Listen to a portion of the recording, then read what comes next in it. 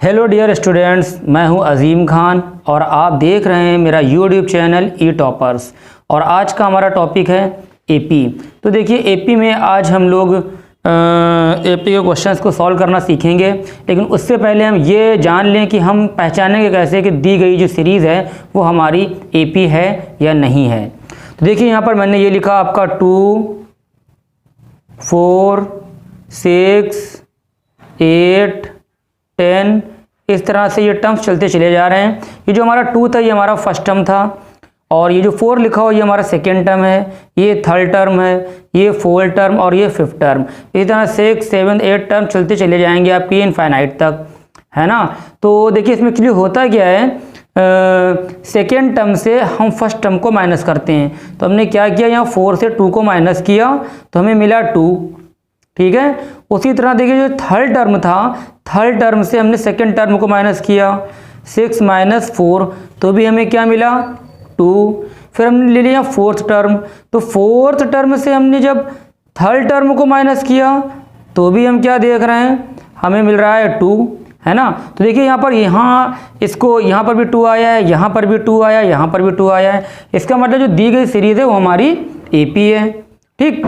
इसी तरह से हम क्या करते हैं, यहाँ हमने एक और सीरीज़ ले ली 5, जो हमारा फर्स्ट टर्म था ये 5 था, और ये सेकेंड टर्म 10, और उसके बाद में ये जो थर्ड टर्म आया हमारा 15 हो गया, 20 हो गया फोर्थ टर्म, 25, और इस तरह से हमारे टर्म्स ये चलते चले जा रहे हैं, है ना। तो देखिए यहाँ पर भी हम सेकेंड टर्म से अगर फर्स्ट टर्म को माइनस करते हैं, 10 से हमने 5 को माइनस किया तो हमारा आंसर आया 5। थर्ड टर्म से सेकेंड टर्म को माइनस करेंगे तो भी हमारा आया 5, और इसी तरह से हमने फोर्थ टर्म ले लिया है, ठीक है। फोर्थ टर्म से थर्ड टर्म को जब माइनस किया जाएगा तो भी हमारा 5 आ रहा है। तो हम ये क्या देख रहे हैं कि माइनस करने पर हमारा आंसर सेम आ रहा है, इसलिए ये हमारा क्या हो गया, ये भी हमारी दी गई सीरीज़ जो है ये एपी हो गई, ठीक है ना। तो देखिए जो मान लेते हैं हमारी सीरीज़ एपी है ना। तो जो पहला टर्म होता है ये हमारा फर्स्ट टर्म, इसको हम बहुत से लोग टी1 बोलते हैं। क्या बोलते हैं, T1। तो T1 हमारा है 5, ठीक है। और ये हमारा T2 है, T2 यानी कि सेकेंड टर्म हमारा 10 है, और T3 यानी कि थर्ड टर्म हमारा 15 है। इसी तरह से हमने ले लिया T4 यानी कि फोर्थ टर्म हमारा 20, इस तरह T5 आ जाएगा, है ना। और बहुत सी बुक्स में हमें देखने को मिलता है जो फर्स्ट टर्म होता है इसको हम लोग A1 कह देते हैं। क्या कह देते हैं, A1, A2, A3 इस तरह से लिखा जाता है ना। तो आप इसको ये भी बोल सकते हो, आपका जो फर्स्ट टर्म है आपका A1 आ गया है, सेकेंड टर्म आपका A2 हो गया, थर्ड टर्म A3, और ये फोर्थ टर्म आपका A4 हो गया, ठीक है ना। तो ये बात समझ में आ गई आपके। तो देखिए जो हमने माइनस किया था, जो हम सेकेंड टर्म से फर्स्ट टर्म को माइनस करते हैं वो कहलाता है डी। क्या कहलाता है, डी। और डी यानी कि कॉमन डिफरेंस, ठीक है। तो जब हमारी सीरीज़ एपी होगी तो हमें उसमें फर्स्ट टर्म और कॉमन डिफरेंस यानी कि डी फाइंड करना होगा, है ना। चलिए इसको एक एग्जाम्पल से समझते हैं। देखिए जैसे कि बुक में एक एग्जाम्पल दिया हुआ है, कह रहा है for the following APs right the first term and the common difference, है ना। तो देखिए ये जो 3 लिखा हुआ है ये आपका फर्स्ट टर्म है, ठीक है। ये सेकंड क्वेश्चन में जो -5 लिखा हुआ ये हमारा फर्स्ट टर्म है, ठीक है। और ये जो हमारा दिया हुआ है क्वेश्चन नंबर 3, है ना, तो ये 1/3 लिखा हुआ है, ये 1/3 ये हमारा फर्स्ट टर्म है। और यहाँ पर आ जाते हैं, देखिए 0.6 लिखा हुआ ये हमारा क्या है, फर्स्ट टर्म है, ठीक है। तो फर्स्ट टर्म आप लोगों को मालूम हो गया।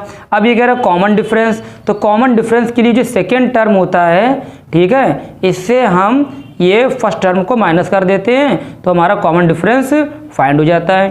तो 1 में से जब 3 को माइनस किया जाएगा तो हमारा आंसर आएगा -2। तो कॉमन डिफरेंस आपका क्या हो गया, -2 हो गया, ठीक है। उसी तरह देखिए ये लिखा हुआ -1 और -5, तो हम -1 में से -5 को क्या करेंगे, माइनस कर देंगे, ठीक है।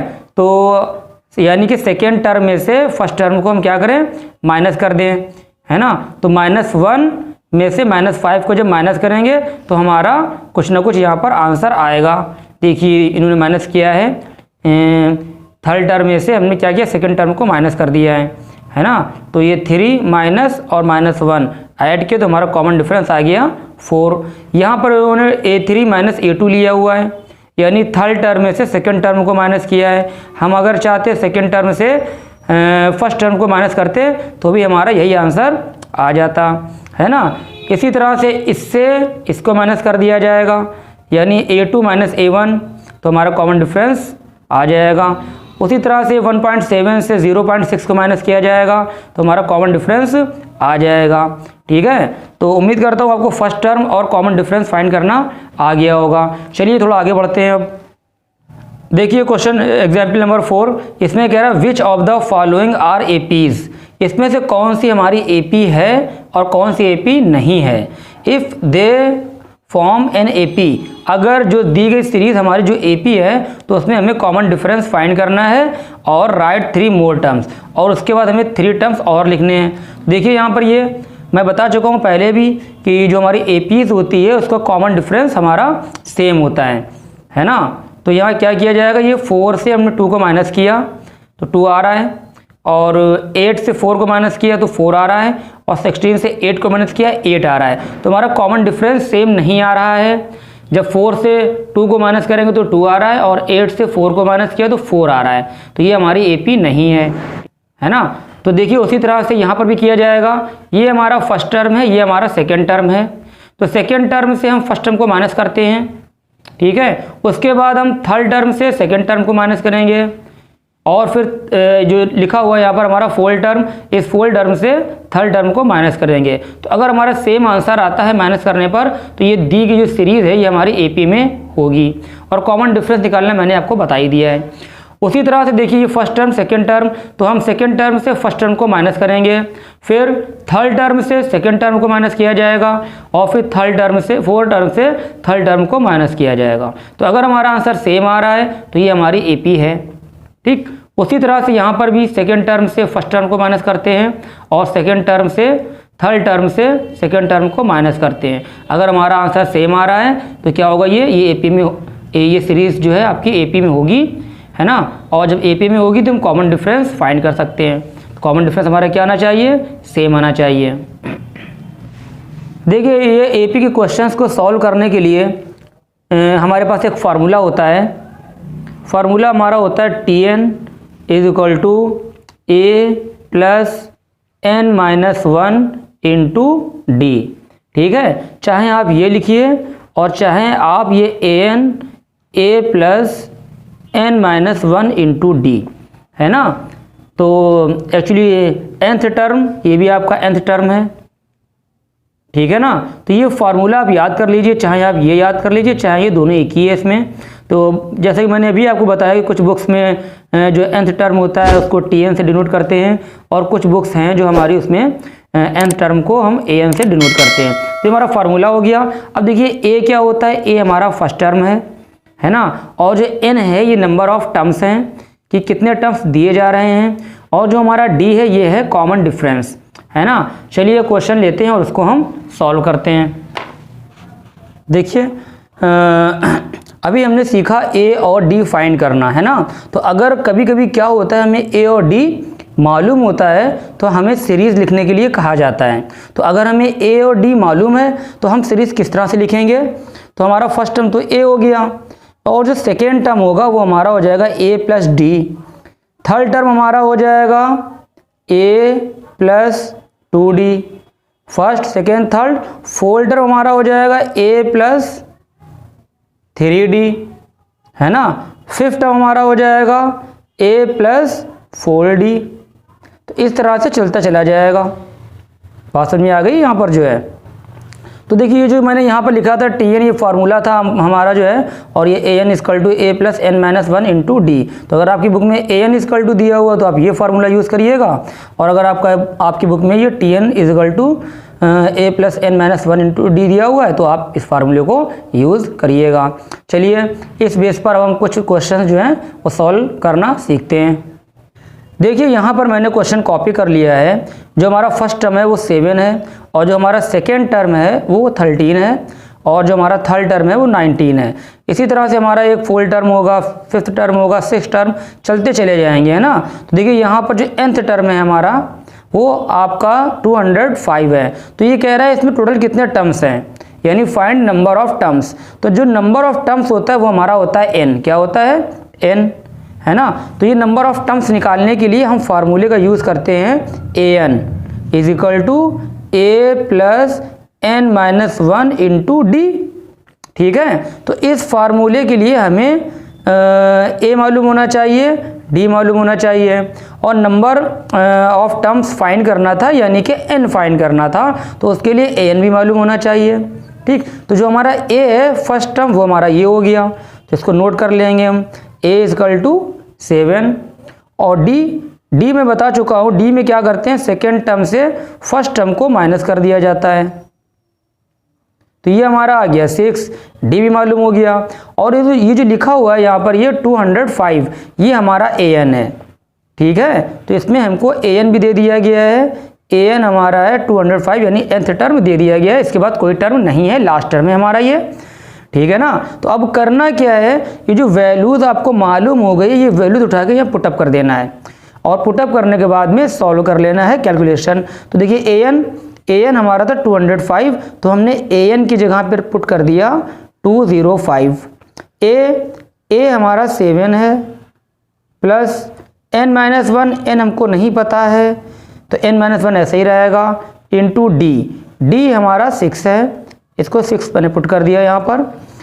अब देखिए यहाँ पर ये प्लस लगा हुआ है ना, तो ये 7 उठ के इस तरफ आ जाएगा, या अभी रहने दीजिए इस तरह से इसको, 205 इक्वल टू 7 प्लस ये 6 का मल्टीप्लाई हो जाएगा, 6 का मल्टीप्लाई n में किया 6n आ गया, 1 में करेंगे 6 आ जाएगा, 205 आपका ऐसे ही रहेगा, 7 प्लस का था और ये माइनस का 6, 7 में 6 माइनस किया 1 आ गया, प्लस 6n, ये 1 आपका प्लस का है, उठ के इस तरफ आएगा, माइनस का हो जाएगा, इक्वल टू 6n, माइनस किया 204 आ गया, 6n, n फाइंड करना था, n हमें फाइंड करना या 6 को भगाना है, तो ये 6 भागकर इसके नीचे आ जाएगा, क्योंकि 6 का मल्टीप्लाई था, मल्टीप्लाई वाला डिवाइड बन जाता है, ये 6 आपका नीचे आ गया, यहाँ पर n ऐसा ही रहेगा हमारा। अब क्या करा जाएगा, 6 का इसमें डिवाइड कर दिया जाएगा, तो जब 6 का इसमें डिवाइड कर दिया जाएगा तो डिवाइड करके आप लोग जो भी आंसर आएगा वही हमारा नंबर ऑफ टर्म्स हो जाएगा, है ना। यहाँ पर ये 34 जो हमारा n आया, n हमारा आया है 34। ठीक है ना।